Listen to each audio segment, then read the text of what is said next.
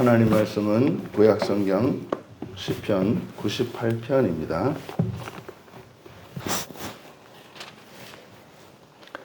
우리 같이 한 목소리로 함께 읽겠습니다. 새 노래로 여호와께 찬송하라. 그는 기이한 일을 행하사 그의 오른손과 거룩한 팔로 자기를 위하여 구원을 베푸셨음이로다. 여호와께서 그의 구원을 알게 하시며 그의 공의를 문 나라의 목전에서 명백히 나타내셨도다. 그가 이스라엘의 집에 베푸신 인자와 성실을 기억하셨으므로 땅 끝까지 이르는 모든 것이 우리 하나님의 구원을 보았도다.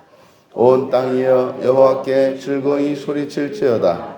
소리내어 즐겁게 노래하며 찬송할지어다.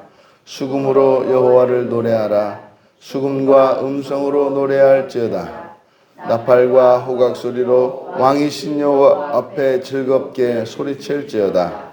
바다와 거기 충만한 것과 세계와 그 중에 거주하는 자는 다 외칠지어다. 여호와 앞에서 큰 물은 박수할지어다. 산악이 함께 즐겁게 노래할지어다. 그가 땅을 심판하러 임하실 것이미로다. 그가 의로 세계를 판단하시며 공평으로 그의 백성을 심판하시리로다. 아멘. 만물의 새 노래라는 제목으로 말씀의 은혜를 나누고자 합니다. 본 시편 98편은 96편의 속편이라 할 수 있습니다. 왜냐하면 구원의 새 노래, 하나님의 새 창조, 다시 말해서 이 세상의 끝에 이루어질 그 하나님의 나라에 대한 그 찬양을 새 노래라고 하고 있는데, 이제 96편에서는 모든 민족들이 이제 그 구원의 새 노래를 부를 것에 대한 예언 이후에 지금 이제 98편에서 부르는 이 새 노래는 만물을 향하여 외치는 새 노래입니다. 이 만물은 사람뿐만이 아니라 삼라만상의 모든 무생물들을 포함하는 것입니다. 그래서 이 새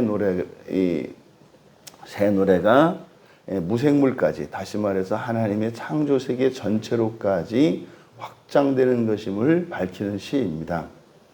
이 시도 이제 3년으로 구분할 수 있겠는데 1절에서 3절까지를 제1년으로 구분하고, 역시 이것은 구원의 새 노래라고 제목을 붙여봅니다. 두 번째로 제2년에 해당하는 4절에서 6절까지, 여기서는 즐겁게 소리내어 부르는 노래, 즐겁게 소리내어 부르는 노래. 그리고 마지막 7절에서 9절까지를 만물이 부르는 노래. 그래서 새 노래에 대해서 이렇게 세 가지로, 구원의 새 노래고, 즐겁게 소리내어 부르는 노래고, 만물이 부르는 노래, 이렇게 3년으로 구분해 볼 수 있겠습니다. 먼저 1절에서 새 노래로 여호와께 찬송하라 라고 한 뒤에 이유를 밝히고 있습니다. 그가 기이한 일을, 그가 기적 같은 일이죠. 기적 같은 일을 행하셨기 때문이다. 그러니까 하나님의 구원은 사람의 어떤 이성으로 이렇게 생각해낼 수 있고 또 고안해낼 수 있는, 그리고 우리가 상상할 수 있는 그것을 뛰어넘는 겁니다. 그것을 기이한 일을 행하셨다, 이렇게 얘기합니다. 그러면 지금 1년에 있는 이 내용, 새 노래에 대한 그 찬송의 이유로 제시하고 있는 그 기이한 일, 이게 뭐냐? 그의 오른손과 거룩한 팔로 자기를 위하여 구원을 베푸셨다. 근데 오른손, 이것은 하나님의 능력을 나타냅니다. 오른손이라고 하는 것은 창조하신 하나님의 초월적인 능력을 나타낼 때 쓰는 말이 오른손이에요. 거룩한 팔, 이것은 사람의 힘이 아니라 하나님의 초월적인 힘, 이런 의미죠. 그런데 그 구원을 베푸셨는데 자기를 위하여 구원을 베푸셨다. 그러니까 구원이 곧 하나님의 일인 것을 나타냅니다. 하나님이 이 세상을 창조하신 것은 창세기 1장에 보면은 그것이 사람을 위한 창조였음이 명백히 드러납니다. 왜냐하면 모든 것을 다 만들어 놓으시고 난 뒤에 사람에게 그것을 선물로 주셔서 그것을 다스리게 하셨기 때문입니다. 그러니까 다스린다라고 하는 것은 왕이 되는 것인데, 그러니까 사람에게 그것을 다스리도록 하셨다라고 하는 것은 그 통치자를 사람으로 세우셨다는 뜻이거든요. 그러니까 하나님의 창조가 사람을 위한 것인데, 지금 여기에서는 시인은 그것이 하나님 자신을 위한 것이었다라고 합니다. 그러니까 구원도 마찬가지입니다. 이 구원의 유익과 혜택을 입는 것은 누굽니까? 우리들 자신이거든요. 근데 그것이 하나님을 위한데요. 이게 이제 가족 관계에서, 부모와 자식 관계에서 우리가 알 수 있는 거예요. 그러니까 자식이 잘 되는 게 자식을 위한 거잖아요. 근데 그게 부모 자신을 위한 것이 돼요. 그거는 부모가 돼봐야 합니다. 그거는 이 다음에 뭐 이 아이들이 커서 돈 많이 벌어가지고 거기서 좀 용돈 좀 뜯어내겠다, 뭐 이런 의미가 아니라, 물론 뭐 그 부수적인 효과에 대한 기대가 왜 없겠습니까? 많은. 사실은 그런 의미가 아니죠. 자식과 내가 이렇게 분리되지 않는단 말이에요. 부모들에게 있어서는. 부모들에게서는 자식들의 기쁨이 나의 기쁨이요, 자식들의 슬픔과 아픔이 나의 그것이기 때문에 일체화되어 있기 때문에 그런 거지 않습니까? 그러니까 사람의 구원이라고 하는 것이, 이것이 하나님 자기를 위한다라고 할 때 이것은 바로 일체성을 나타내요. 그러니까 이미 그러니까 부모만 속 썩는 거죠. 자식들은 그거를 자식들에게 요구하면 안 돼요. 그거를 잘못했다고 할 수가 없는 거예요. 왜? 그건 알 수 없거든요. 그러니까 종말론적으로 우리가 예수 그리스도로 말미암아 성령 안에서 하나님과 완전한 연합을 이루잖아요. 이게 이제 어저께 우리가 에베소서 4장에서 보았던 것처럼 성령께서 우리를 하나 되게 하셨다. 이미 하나 되게 하셨다라고 하거든요. 근데 우리 못 느낀단 말이에요. 못 느껴요. 전혀. 뭐 이질감이 이렇게 느껴지지 않습니까? 또 세상에서는 아니라고 하잖아요. 하나하나 개인이 하나의 우주요. 그래서 정말 각 개인을 존중해야 되고 이렇게 가르치지 않습니까? 근데 성경은 우리가 하나라고 말한단 말이에요. 그런 것처럼 여기서 자기를 위하여 구원을 베푸셨다라고 하는 이것은 하나님 안에 모든 피조물이 일체로 되어 있음을 나타냅니다. 근데 이것은 이제 훗날 우리들이 종말에 가서 구원이 완성이 되었을 때, 그때 비로소 그걸 느끼게 되죠. 그러면 지금 여기서 1절에서 이야기한 그 새 노래에 대한 이유로 제시하고 있는 하나님의 그 기이한 일을 행하신 그 구원의 일 하면 딱 떠오르는 게 이스라엘 사람들에게는 이게 출애굽기 상황이란 말이에요. 그래서 출애굽했을 때 10가지 이적을 일으켜서 바로를 굴복시키셨고, 그래서 바로로 하여금 놓아주지 않을 수 없도록 철저히 굴복하게 하셨지 않습니까? 그리고 나서 마지막이 아니라 이제 떠나와서 홍해를 건너는 사건이 또 있단 말이에요. 여러분들은 왜 홍해 사건이 있었을 거라고 생각을 하세요? 여러분들 이제 마음기경을 하면 그런 걸 묵상할 수가 있는 거예요. 이미 애굽에서 10가지 재앙을 통해서, 마지막 장자 재앙을 통해서 바로가 꺾였지 않습니까? 그래서 뭐 이제 가는 정도가 아니라 뭐 너희들 그 옆에 있는 애굽 사람 집에 들어가서 가져가고 싶은 거 다 가져가, 뭐 이렇게도 내보낸 거 아니에요. 그런데 곧바로 변심해서 바로가 뒤에 쫓아오지 않습니까?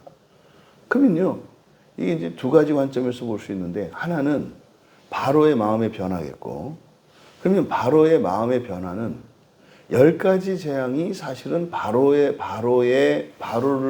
때문에 일어났던 것이 아니라 이스라엘 백성들 때문에 난 거였거든요. 이스라엘 백성들이 하나님을 철저하게 의존하지 못했기 때문에 일어났던 사건이었어요. 그러면 마찬가지로 마지막에 변심한 것도 누구 때문이에요? 이스라엘 백성들 때문인 거예요. 만약에 이스라엘 백성들 때문에 이스라엘 백성들의 마음이 오직 여호와 하나님 한 분을 향하고 있었고 그들의 마음이 확정되었다면 사실은 바로가 쫓아와서 거기에 수장되는 일이 없었을 수도 있는 거예요. 여러분, 이게 우리 인생에도 똑같이 일어납니다. 그리스도인들은 말이죠, 자기 인생에 일어나는 이런 불행의 일들을 통제하고 조절할 수가 있다고요. 이게 설마 그러랴 이러겠습니다만은 실제로 그게 가능하단 말이에요. 우리의 삶 속에 어떤 어려움이나 이런 환난들이 일어났을 때는 항상 그것은 우리의 선을 위하여 하나님이 허용하시는 거라 그랬잖아요. 그러니까 그것이 당사자뿐만 아니라 당사자와 관계 있는 누군가, 심지어는 동시대 아니면 시간을 거슬러 그 사람이 속해 있는 어떤 가문, 거기에 분명한 필요가 있기 때문에 그것을 허용하신단 말이에요. 고난과 이런 불행한 것들을. 마찬가지로 이스라엘이 그래서 재물을 챙겨가지고 딱 떠나올 때, 그리고 홍해 앞에 섰을 때, 그때 사이에 이들의 심정이 어떤 변화가 있었던 거예요. 바로의 마음이 변한 것은 이스라엘 백성들의 마음의 변화가 있었기 때문입니다. 이게 이제 우주과학에서 무슨 평행 이론이니 또 물리학에서 얘기하는 양자 얽힘이니 이런 것들로, 그래서 옛날에는 기초적으로 이쪽과 저쪽에서의 변화, 나비 효과라는 게 있단 말이에요. 저쪽 태평양 저쪽에서 태풍이 막 일어났는데 그게 그냥 일어나는 게 아니라 태평양 이편에서 나비 한 마리가 날개짓을 했단 말이에요. 나비 한 마리가 날개짓을 했는데 그 바람이 커져서 태평양 저편에서는 그게 태풍이 된다는 거거든요. 이런 것처럼 말입니다. 이 세상의 모든 일들은 서로 얽혀 있어요. 그러면 그때 이스라엘 백성들이 어쨌든 홍해의 기적을 경험하고 넘어가서 출애굽기 15장에서 이제 모세가 구원의 노래를 부른다고요.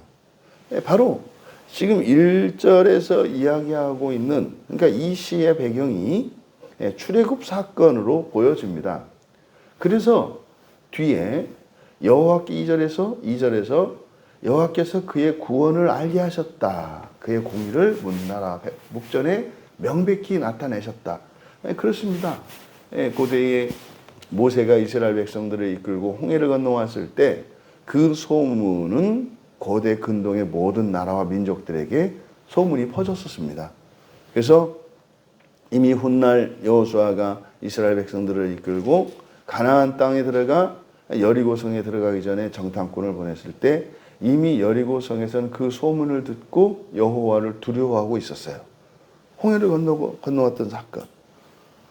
그럼 여러분, 바로 이렇게 하나님께서 하나님의 백성들에게 이적을 나타내시는 이것은 하나님 백성들을 직접적으로 구원하시기 위한 구원의 역사이기도 합니다만 거기에는 어떤 의도가 있다고요? 바로 모든 문나라 백성들, 모든 만방의 모든 사람들로 하여금 구원의 하나님의 구원을 알리시려고 하는 계시적 측면이 있다 이 말이에요. 그럼 여러분, 그런 입장에서 보세요. 하나님께서 예수 그리스도를 믿는 그리스도인의 삶 속에 어떤 고난과 힘듦과 소원이 있어요. 그럼 그것들을 들어주시는 것이 하나님의 일입니까? 안 들어주시는 것이 하나님의 일입니까? 일반적으로는 들어주시는 게 하나님의 일이에요. 근데 문제는 하나님이 하나님 자신만을 위하시는 것이 아니라 그보다 구원하시는 우리를 먼저 생각하세요.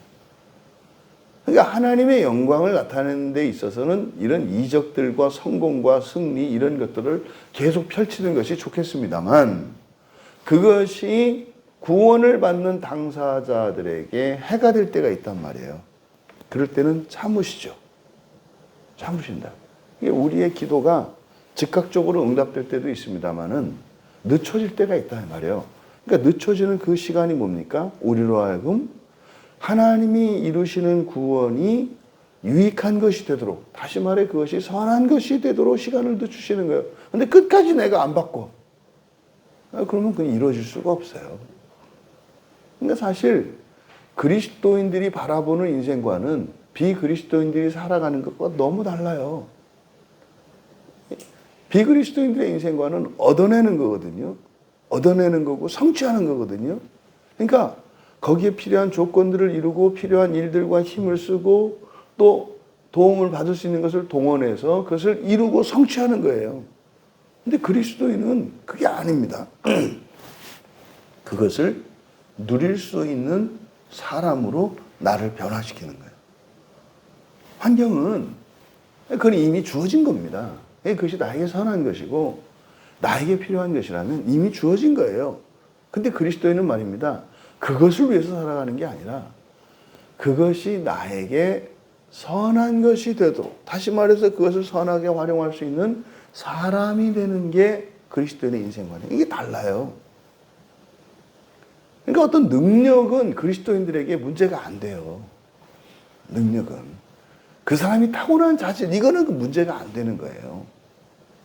그것을 감당할 만하냐. 감당한다는 게 뭡니까? 그것을 우리가 하나님을 떠나지 않고 또 우리에게 주어지는 어떤 복과 풍요들의 선한 목적을 따라 살아갈 수 있는가? 이게 관건이다 이 말이에요. 이게 우리 그리스도인들이 염두에 둬야 하는 거죠. 그래서 어쨌든 바로 이 구원이라고 하는 것은 구원받는 당사자를 1차적으로 위합니다만 거기에는 계시적 측면이 있다. 왜? 아직 그리스도께 돌아오지 않은 이들이 돌아올 수 있도록 하는 그런 계시적 방편이에요. 이게 이제 많은 사람들이 간증을 하지 않습니까? 아, 제가 이랬는데 이러이러했습니다. 근데 그렇게 간증함으로써 예수를 믿지 않던 사람들이 또 하나님을 의지하지 않았던 사람들이 심지어는 인생의 꿈과 소원을 가지고 있지 않았던 사람들이 새로운 꿈과 희망을 가지고 소원을 가지게 하죠. 그러면 하나님을 의지해야 할 이유가 생기거든요. 그런 목적이 있다. 그런데 이스라엘 집에 베푸신 인자, 헤세드니까 언약적 신실함입니다. 반드시 언약을 이룬다 이 말이죠. 우리가 언약을 깨도 언약을 지킬 수 있는 사람으로 우리를 만드셔서 그 언약을 반드시 이루신다. 이것이 헤세드, 인자로 번역된 말입니다. 그리고 성실을 에무나, 이거가 신실성, 성실 이거가 반드시 이룬다는 거죠. 반드시 이룬다는 거죠. 그러니까 인자와 성실을 기억하셨으므로 땅 끝까지 이르는 모든 것이 우리 하나님의 구원을 보았도다. 여러분, 그 뭡니까? 뭐 이렇게 대형 쇼핑몰이나 이런 데 가면은 뭐 시식코너라는 게 있지 않습니까? 시식코너에 가면은 이렇게 맛을 보여주잖아요. 그걸 맛을 보여주는 이유가 뭐예요? 이거 먹으면 사람들이 살 거니까. 이거 먹고 사라고. 이렇게 맛있다고. 그런 거 아닙니까? 그러면은요, 이스라엘의 구원을 하나님이 만방에 보여주시려고 한대요. 이게 뭐예요? 아니, 다 팔려고 그러는 거예요. 그러니까 이제 뭐 상점에서는 돈 받고 팔려고 하는 거겠습니다만, 하나님은 뭐 필요한 게 있어야 돈을 받지. 그러니까 뭐예요? 나누어 주시려고 한다는 거죠. 나누어 주시려고 그렇게 보여주신다는 거예요. 아니, 왜 교회가 이렇게 십자가를 세우고 말이에요. 이렇게 눈에 띄게 합니까? 아니, 다 구원할 거기 때문에 그런 거죠. 응? 교회가 저기 산속에 계곡 깊은 곳에 들어가 있지 않고 왜 도시에 교회가 세워집니까? 아니, 다 구원하실 거기 때문에 그렇죠. 세상의 빛으로 이렇게 자꾸 드러내지 않습니까? 그러니까 바로 이 하나님의 구원이라고 하는 이 구원의 속성을 1년에서 이 새 노래의 속성을 구원의 새 노래라고 하는데, 구원이 어떤 것인지 이적적인 것이다. 그게 자기를, 하나님 자신을 위한 것이다. 그게 나타내고 드러냄으로써 모든 이들을 구원하시려고 하는 것이다. 라는 것을 1년에서 이야기합니다. 그리고 이제 2년에 가서 그 새 노래를 어떻게 부르는지를 이야기하는데, 즐거이 소리칠지어다. 근데 누구에게 합니까? 온 땅이여입니다. 온 땅. 물론 이 온 땅이라고 하는 것이 은유적으로 땅 위에 거하는 모든 사람을 1차적으로 의미하죠. 그런데요, 2차적으로는 땅에 있는 모든 것이며 심지어는 땅 자체에 대해서도 직접적으로 이게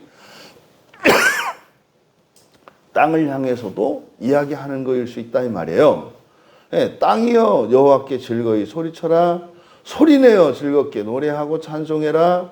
수금으로 노래하라. 수금과 음성으로 노래하라. 나팔과 호각 소리로 즐겁게 소리쳐라. 뭡니까? 소리를 내라는 거죠. 소리를 내라는 거죠. 앞에 1년에서는 시각적인 효과로 나타내시고 보여주셔요. 근데 2년에서는 뭡니까? 들리게 하는 거죠. 들리게 하는 거죠. 보이고 들리게 하는 거죠. 그런데 여기서 문제는 노래 부르라고 명령한 대상이 온 땅이에요. 이어서 3년에도 보면 바다, 세계, 큰 물, 산악, 이건 자연물입니다. 자연물을 향하여 이렇게 노래할 것을 촉구합니다. 그러니까 지금 96편에 이어서 새 노래의 속편이라고 할 수 있는 98편에서 이 새 노래를 이야기하면서 드러내고 있는 중요한 계시가 뭐냐면 만물의 구원이에요. 만물. 한 민족의 구원을 통해서, 그러니까 이스라엘 한 민족을 통해서 모든 민족을 구원하시려고 또 하셨던 하나님. 그럼 여기서 우리가 창세기로 거슬러 올라갈 수가 있어요. 에덴 동산에 아담 한 사람을 불러서 두셨잖아요. 그리고 하와를 만드셨잖아요. 그러니까 아담과 하와를 위해서 에덴 동산을 창설하셨습니다마는 그것은 그 아담과 하와가 에덴 동산에서 영원히 100년 만년 그냥 둘이 잘 먹고 잘 살고 애들 낳고 살아라 이런 목적이 아니었다는 것을 알 수 있어요. 그래서 아담과 하와는 거기에서 부르심을 받고 특별한 사명을 가지고 그 안에서 하나님의 구원의 계시를 알고 이제는 에덴 동산 밖에 있는 세상을 향하여 나아가 그 구원의 복음을 전하도록 되어 있다는 것을 알 수 있는 거예요. 똑같아요. 이게 구약의 가나안 땅에 아브라함 자손들을 부르셔서 그 안에서 하나님의 거룩한 나라를 이루게 하시고 결국 그것을 하나님 나라의 지상적 모형으로서 가나안 땅에 이스라엘 왕국을 세우고 이제 이스라엘 장벽을 넘어 온 세상으로 나가 구원의 하나님을 선포하게 하려고 한 거예요. 이게 신약에 넘어오면요. 예수님이 12사도를 선택하세요. 다른 제자들도 선택하세요. 그런데요. 그렇게 우리끼리 모여가지고 우리들만의 리그를 세워서 이렇게 살아가고자 하는 게 아니에요. 왜요? 예수님이 마태복음 끝에서 결국 제자들에게 하시는 말씀이 뭡니까? 나가라. 똑같아요. 원리가. 나가라. 그러면 이 시대 우리 교회는요. 마찬가지입니다. 근데 먼저 뭡니까? 에덴 동산에서 그것이 구현이 돼야 돼요. 가나안 땅에서 그것이 구현이 돼야 돼요. 근데 이들이 어떻게 했습니까? 다른 신을 섬겨요. 하와가 마귀의 말을 들었고요. 이스라엘 백성들이 가나안 땅에서 이방 신들을 섬겼다고요. 그래서 에덴 동산에 역사가 있었기 때문에 이 에덴 동산에 그 타락했던 타락의 역사, 이것이 원죄고 이것이 가문을 따라 가문에 흐르는 공동체적인 죄예요. 그걸 알기 때문에 하나님께서 가나안 땅에서 어떻게 해요? 말하자면 이 에덴 동산에 뱀이 오지 못하게 하라 라고 했던 거죠. 그 역사성 때문에. 그러니까 다 죽여 없애야 되는 게 아니에요. 오면은 넘어질 거니까. 왜? 그 죄가 아직 극복이 안 됐거든요. 그래서 말씀드렸잖아요. 우리는 그때 여러분들이 여호수아가 돼서 그 역사 속으로 성경 속으로 들어간다면 우리는 그때 하나님께서 그걸 헤렘 전쟁이라고 한단 말이에요. 싹 진멸하는 전쟁. 하나님이 진멸하고 하셨을 때 우리 광야 교인들이 여호수아가 돼서 성경 속으로 들어가면 어떻게? 우리가 기도할 수 있었으면 좋겠다.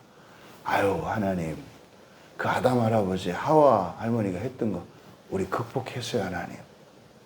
마귀가 와도 괜찮아요. 신천지 와도 괜찮아요. 이렇게 기도할 수 있었으면 좋겠다는 거예요. 우리가 쟤네들을 가르쳐서 구원할게요.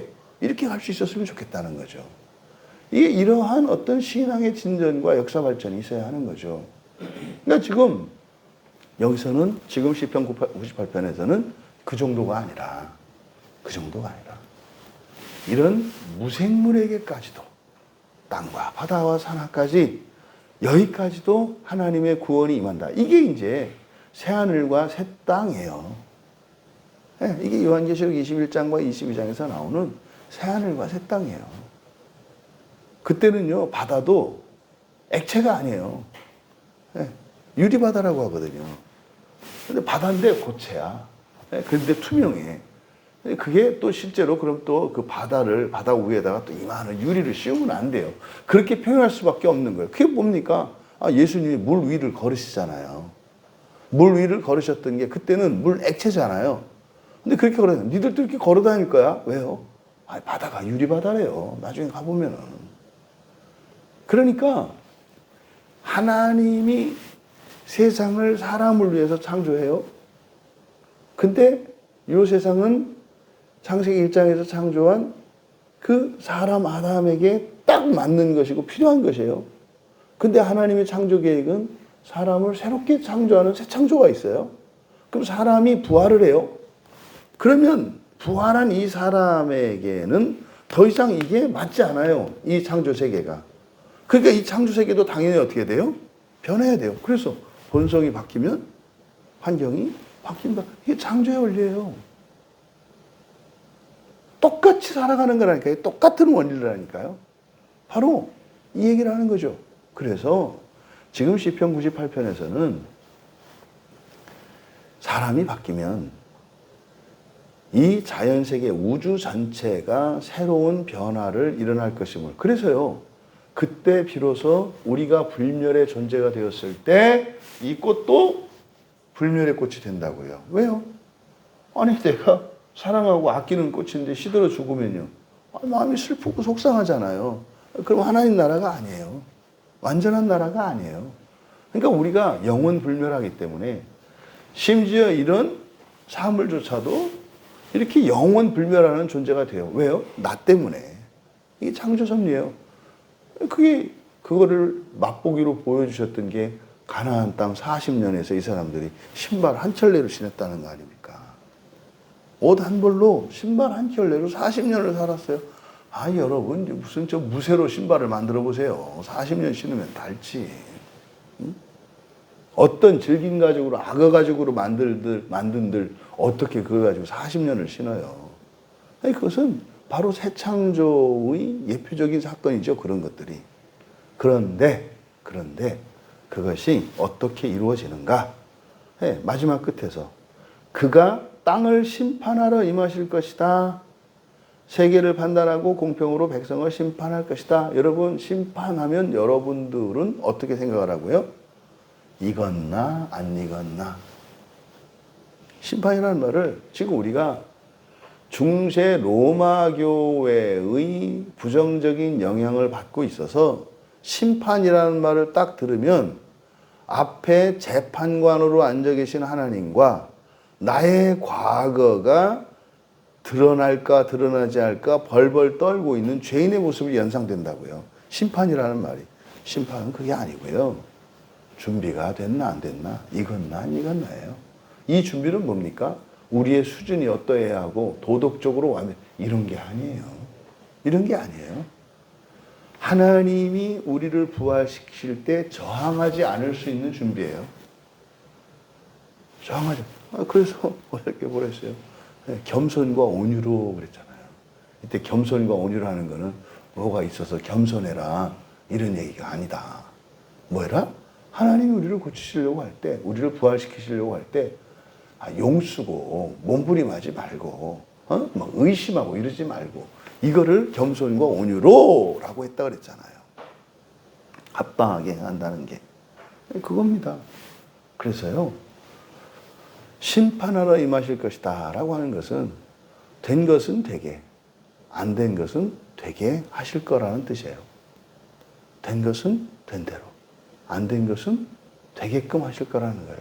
그게 뭡니까? 지옥이죠. 그게 지옥이에요. 녹슨 쇠를 대장장이가 뜨거운 숯불에 집어 넣어가지고 시뻘겋게 달군 다음에 해머로 막 두드리면 쇠에 달라붙어 있던 불순물이 다 떨어져 나가요. 그게 연단이고 당금질 아닙니까? 지옥이에요. 지옥이라고 하는 것은 창조주이신 대장장이이신 하나님께서 묻어있는 불순물들과 연약한 것들을 순결하고 완전하게 바꾸시는 것이 바로 지옥이에요. 지옥은 그래서 그 하나님이 뭐 우리가 한 일 때문에 집어넣고 이런 게 아니다. 그래서 이 심판이라는 말에 대한 오해, 이것은 우리들의 신앙생활의 어떤 기대와 수준에 대한 오해를 만들어내요. 그러니까 일정 수준에 다다라야 된다고 생각을 하거든요. 그게 아니라니까요. 진행형이 중요하다고요. 진행형이. 지금 이 모습 그대로 받으시고 우리가 아무리 뛰어난들 하나님이 이루실 부활 이후의 우리의 모습과는 이거는 모양도 흉내도 낼 수가 없어요. 에베레스트산이 아무리 높다고 합니다만 하늘에서 보면은 그거나 해저 심해나 똑같이 보이는 게 이치예요. 하나님 눈높이에서 보면. 근데 자꾸 우리들은 어떻게 해요? 우리들의 어떤 수준이나 이런 것들이 어떤 의미가 있는 것처럼 생각한단 말이에요. 그래서 순간적으로 넘어지는 게 뭡니까? 하나님을 쳐다보지 않고 사람을 쳐다보면 우월감에 빠지기 쉽고 열등감에 빠지기 쉬워서 거기서 이제 헤매는 발길로 들어가는 거죠. 그것을 미연에 방지하기 위해서 마지막 9절에서 그것을 이루시는 일은 누가 이루신다? 하나님께서 이루신다. 그냥 이루시는 게 아니라 또 뭐 하신다? 심판하신다. 심판하신다. 그래서 다 이루신다. 그럼 우리가 해야 될 일은 뭡니까? 심판을 준비하는 일이에요. 심판을 준비하는 일. 오해하지 말 것은 뭐다? 심판이라고 하는 것이 우리들이 살면서 했던 어떤 일들을 이렇게 기름종이 쭉 꺼내가지고 너 이거 했지, 이거 했지. 물론 성경에 보면 행위를 기록한 책이 나와요. 근데 그 행위를 기록했다는 것은 뭡니까? 우리의 과거 전력을 말하는 게 아니다. 행위를 기록했던 그것은 뭡니까? 현재 나에 대한 증거들이에요. 그래서요, 내가 바뀌면 과거에 내가 행했던 그 일들에 대한 기록이 어떻게 된다고요? 사라진다니까요. 사라진다고요. 여러분, 만물이 그래서 하나님의 아들들이 나타나기를 기다린다고 하잖아요. 얘들도 알아요. 주인님, 제발 정신 차리고 그 하나님 나라의 영광을 위해서, 부활을 위해서 좀 삽시다. 응? 나도 이렇게 썩어지는 그런 피조물이야. 나도 좀 영원 불멸한 존재가 됩시다. 라고 바울 사도가 이렇게 느껴진다는 거예요. 여러분, 이 새 노래는 우리에게도 매우 영광스러운 노래요. 우리만의 새 노래가 아니라 모든 인류의 새 노래이겠습니다만, 더 나아가 하나님의 창조 세계에 속한 돌멩이 하나, 그리고 산과 바다, 모든 것에서도 모든 것이 다 부를 새 노래. 그 영광스러운 완전한 하나님 나라, 그 영광이 우리의 삶 속에 소망이 되고 힘이 되고 의미가 될 수 있기를 주님의 이름으로 축원합니다. 존귀하신 하나님, 하나님의 이 구원의 섭리가 얼마나 놀랍고 신묘한지요. 하나님, 정말 저희들이 속 좁은 한 인간의 세계관을 버리고 무한하신 하나님의 세계관을 가지게 하시며, 하나님께서 성경을 통해 계시하신 구원의 참된 도리를 깨달아 그렇게 온 세상을 구원하기를 기뻐하시는 하나님의 마음에 부합해가는 저희들이 되게 하옵소서. 감사하며 예수님의 이름으로 기도하옵나이다.